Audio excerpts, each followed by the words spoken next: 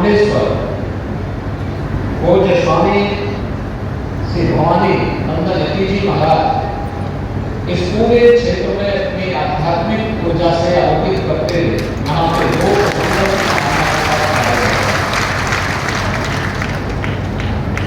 संत को लोक कल्याण के लिए समर्पित होता है।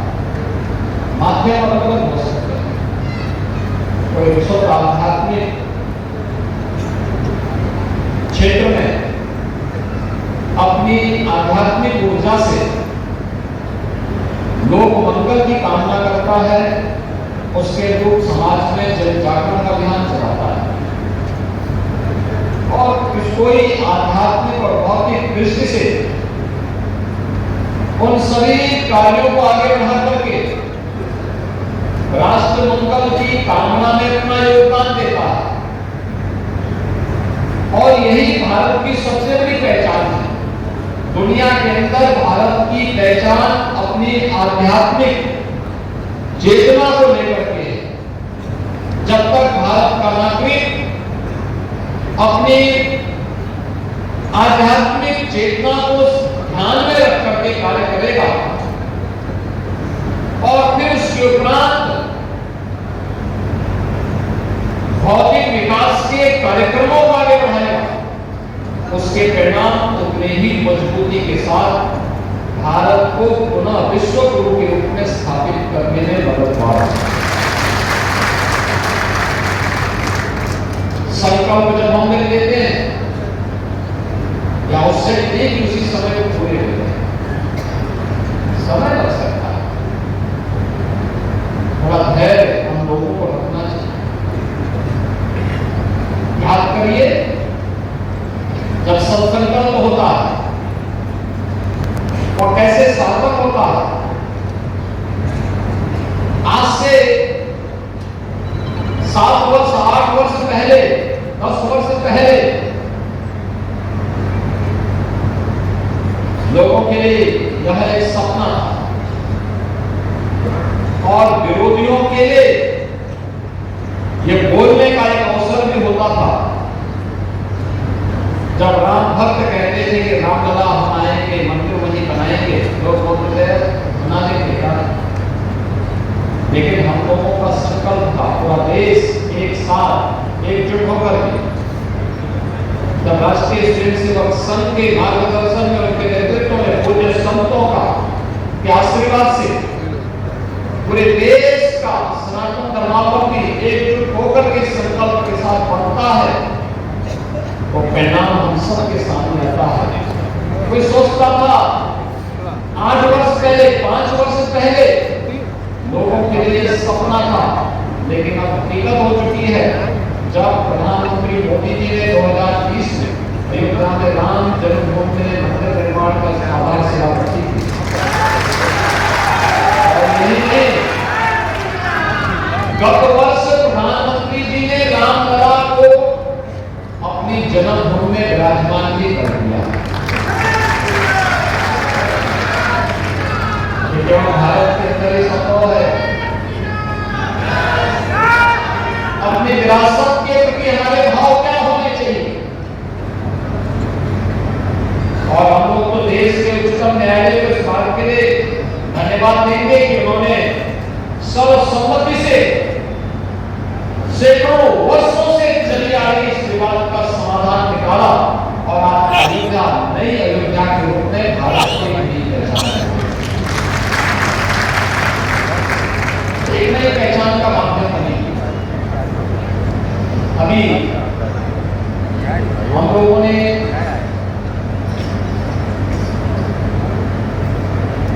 गत सप्ताह ही अयोध्या में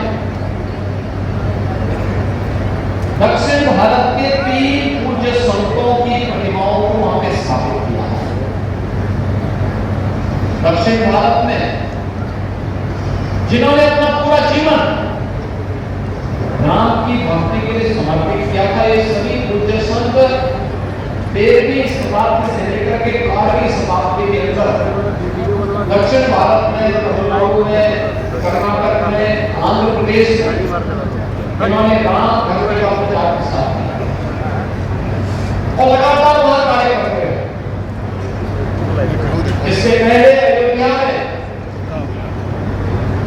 चार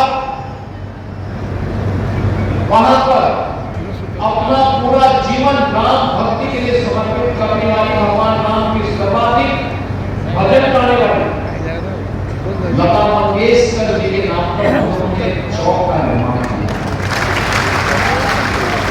और राम जन्मभूमि मंदिर से जुड़े हुए 4 प्रमुख द्वार भी देश के 4 पूज्य संतों के नाम पर समर्पित किए गए। जगतगुरु शंकराचार्य द्वार,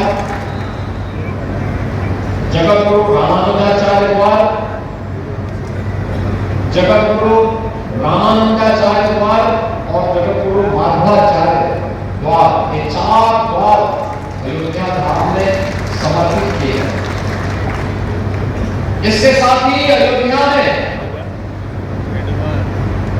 भगवान राम के पूरे अभियान के साथ जुड़े हुए पूज्य संतों के लिए ऋषि परंपरा के प्रति कृतज्ञता ज्ञापित करते हुए अयोध्या के इंटरनेशनल एयरपोर्ट का नामकरण महर्षि वाल्मीकि के नाम सिद्धांत मंदिर परिसर में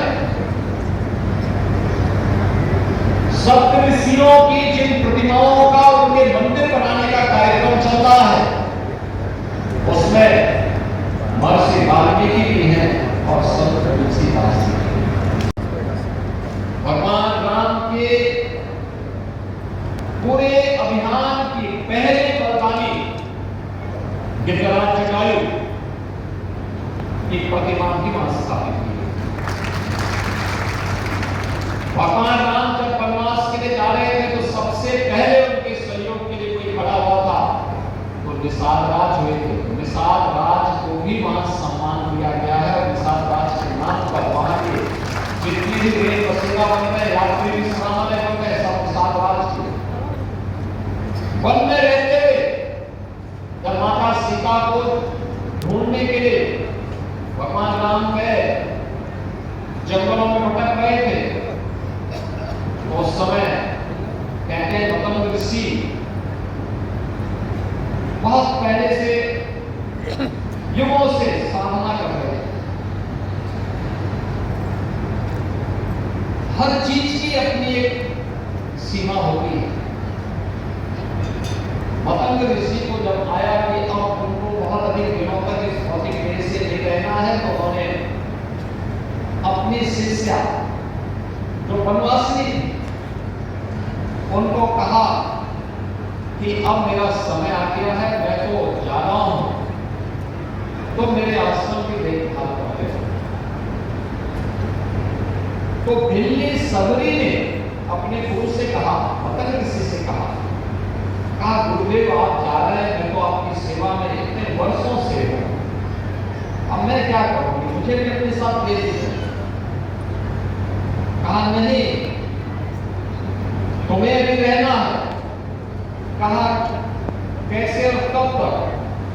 उन्होंने कहा तुम्हें राम भक्ति के लिए अपना जीवन लगाना है। कहा राम भक्ति के लिए? कहा हाँ, श्री विष्णु के एक विशिष्ट अवतार के रूप में भगवान राम इस धराधाम पर विराजमान होने जा रहे हैं, अवतरित होने जा रहे हैं, और जब वह आएंगे तो वह इस वन में अपनी पत्नी को ढूंढने के बहाने आएंगे। उस समय उनकी सेवा करने का उन्हें सौभाग्य प्राप्त होगा, दर्शन करने का सौभाग्य प्राप्त होगा। आप सोचो, एक ऋषि का पैरा जब पूछा सबरी ने अपने गुरु मतंग ऋषि से कि गुरुदेव मुझे बताइए कि राम कब तक आ जाएंगे, तो बैठे उन्होंने अपने आध्यात्मिक ऊर्जा से देखा। उन्होंने कहा देखो अभी तो महाराज दशरथ की शादी नहीं हुई है, थोड़ा शादी होने दीजिए, फिर शादी होने के बाद सबसे बड़ी गाड़ी से वहां बैठा। आप सोचो ये पैदा नहीं हुए, लेकिन उनकी बहुत सी वाणी पहले से भारत का ऋषि बन रहा है और कह रहा है राम जरूर आएंगे, तुम्हारी मुक्ति का माध्यम बनेंगे। सबरी के नाम पर जो भी भोजनालय बनते हैं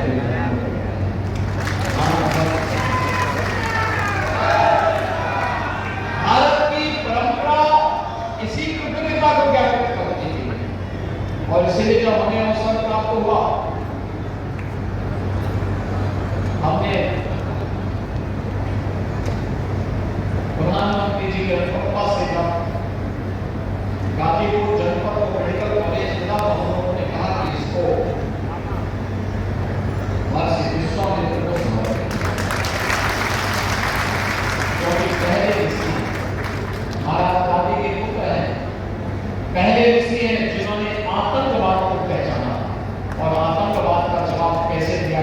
ये भगवान राम का संकल्प सभी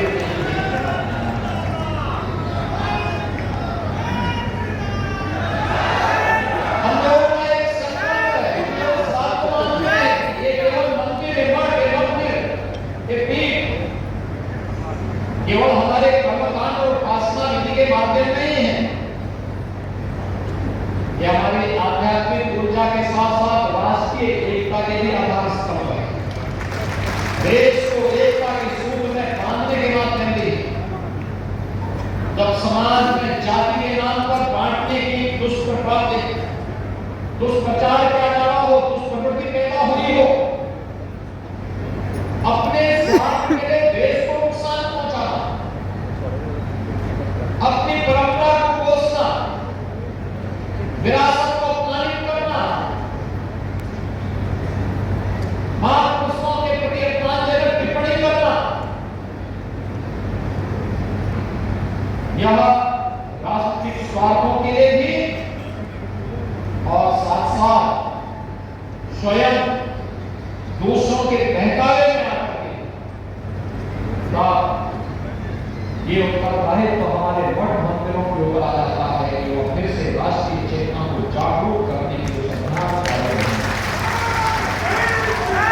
जो हर भारतीय के मन में राष्ट्रीयता का भाव पैदा कर सके, उन्हें एकता के सूत्र में बांध सके।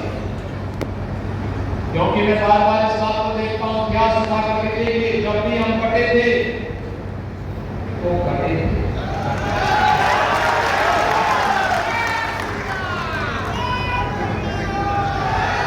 एक थे अभी यहां पर हम लोग मंच पर हर भारतीय के मन में भारतीयता का भाव आना चाहिए। हम लोगों ने भी मंच में वीर अब्दुल हमीद के परिवार के सदस्यों को सम्मानित किया। भारत का परमवीर चक्र भारत माता के सपूत को प्राप्त हुआ, जिन्होंने युद्ध में दुश्मन देश पाकिस्तान को मातों चली चबाने में भारत माता के पुत्र पूज्य पीठाधीश्वर महामंडलेश्वर यतीजी महाराज के सानिध्य में इस पीठ पर भगवती मां परम्बा बुढ़िया पीठ के दर्शन करने के सौभाग्य प्राप्त हुए।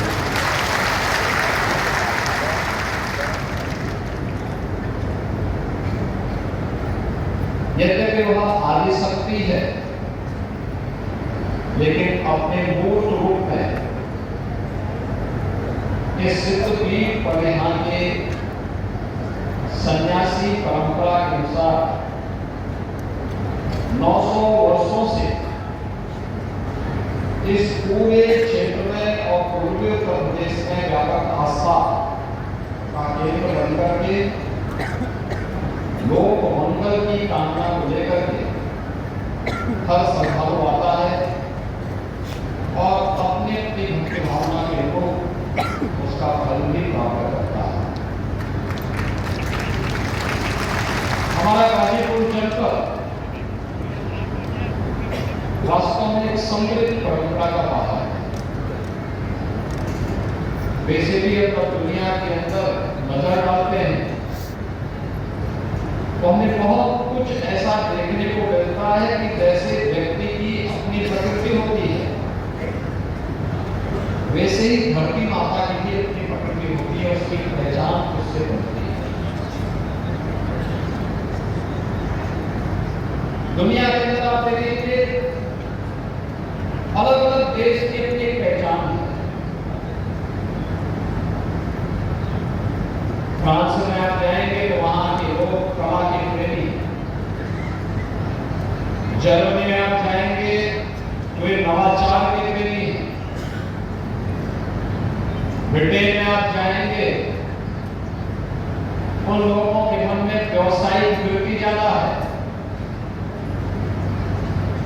यानी अलग अलग देश में अलग अलग प्रकार की लोगों की प्रकृति है, उसके अनुसार उनकी वृत्ति है। लेकिन भारत दुनिया के अंदर अपने उच्च आध्यात्मिक चेतना के लिए जाना जाता है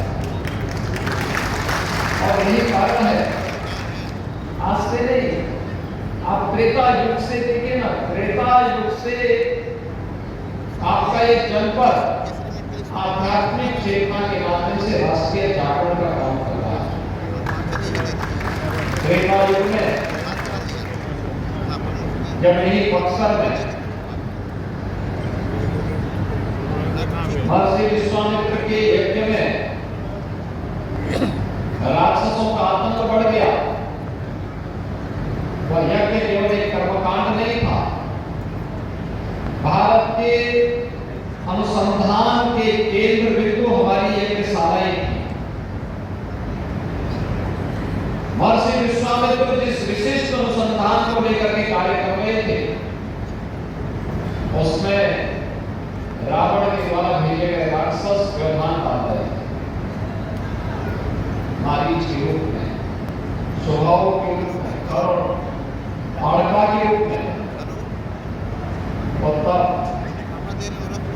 महर्षि विश्वामित्र के बारे में जो बात सामने आती है, और तुलसीदास ने बहुत अच्छे शब्दों में उसको लिखा है कि मन चिंता वाली हर क्यों बरहीना निश्चय। यानी विश्वामित्र ऋषि स्वयं तो मार सकते हैं, लेकिन उनका संकल्प है कि अपनी ऊर्जा को वहां खर्च करने की बजाय अब स्वयं भगवान को सामने ला करके उनकी परीक्षण शुरू करें, क्योंकि आगे भी बड़ी चुनौती है, बड़ी लड़ाई है, उससे कैसे निपटना है, इसके लिए उसका भी साक्षी बना था और उसको नेतृत्व देने वाली धरती को पहली बनी थी, तो आपका वर्तमान राजनीतिक जनपद। अनेक पूज्य संतों की आध्यात्मिक साधना का केंद्र हमारा ये जनपद रहा है, और इस जनपद में 900 वर्ष पूर्व यहां पर सन्यासियों की जो परंपरा प्रारंभ हुई, इस परंपरा में एक बड़ी लंबी श्रृंखला है। भवानीनंदन यति जी महाराज के पूर्व उनके पूज्य गुरुदेव पूज्यपाद महामंडलेश्वर श्री श्री बालकृष्ण यति जी महाराज, उनसे पूर्व पूज्य संत श्री वैराग्य यति जी महाराज, उनसे पूर्व श्री गौतम यति जी महाराज, उनसे पूर्व श्री गोविंदनाथ यति जी महाराज, उनसे पूर्व श्री परशुराम यति जी महाराज, उनसे पूर्व श्री मुरारनाथ यति जी महाराज, उनसे भी पूर्व श्री बलभद्र यति जी महाराज, उनसे भी पूर्व श्री कमल यति जी महाराज, उनसे पूर्व श्री भीष्म यति जी महाराज, उनसे भी पहले श्री अगस्त यति जी महाराज, उनसे पहले श्री त्रिशूल यति जी महाराज।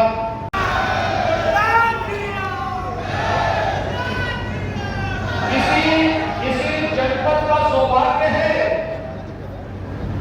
इस जनपद ने महावीर चक्र विजेता पांडे जी के परिवार के सदस्यों को भी और देश के अंदर सर्वाधिक सैनिक देने वाला गांव गवर्नर भी इसी जनपद में,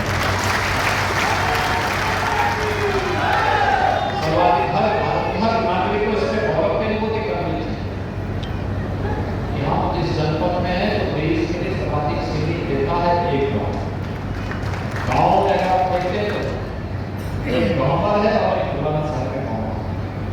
पहला बताइए, ये हमारा राष्ट्रीय दायित्व होता है, और उस दायित्व के लिए हम लोग हमेशा भगवान श्री कृष्ण की इस वाणी को, इस उपदेश को अपने जीवन का हिस्सा मानते हैं